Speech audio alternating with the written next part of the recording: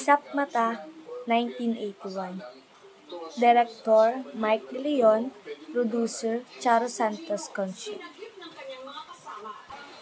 The character is Charo Santos, Vic Silayan, J. Ilagan, at Charo Sol. Isap Mata ay isang pelikulang Pilipino na psychological thriller na inilabas noong 1981.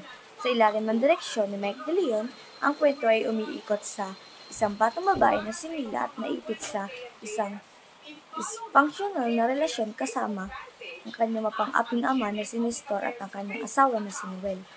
Sa pag-unlad ng kwento, binabanggit nito ang mga tema ng dynamics na kapangyarihan, manipulasyon at mga madilim na sekreto na nakatago sa loob ng pamilya. Kilala ang pelikula sa kanyang intensyong paglalarawan ng domestic tension at pagsusuri sa komplikasyon ng mga tao. The next one is Batch 81.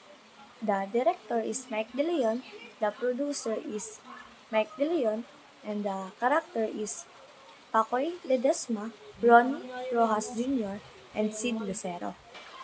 Batch 81 ay isang pelikulang Pilipino na inilalabas noong 1982 sa direksyon ni Mike De Leon. Sinusundan nito ang isang grupo ng mga bagong unang taon sa kolehiyo na sumali sa isang fraternity at dumaan sa mga intensong ritual ng hazing. Nilalaman ng pelikula ang mga tema ng kapangyarihan, katiwalian at ang madilim na bahagi ng kulturang fraternity. Sa huli, nagpapakita ng mga pinsalang dulot ng bulag na pagtitiwala at ang pakikibaka para sa intendidad na isang mababagsik na sosyal na kapaligiran. Siyang 1976.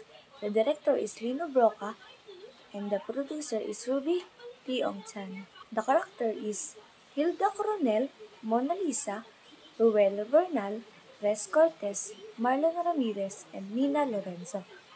Ang Insyang ay isang pelikulang Pilipino na idinirect ni Lino Broca na inilabas noong 1976. Ito ay nagkukwento ng kwento ng Insyang, ang isang babae na nakatira sa mga squatter area sa Maynila na nagnanais ng paghihiganti laban sa kanyang mapang-abusong ina at ang kanyang karelasyon.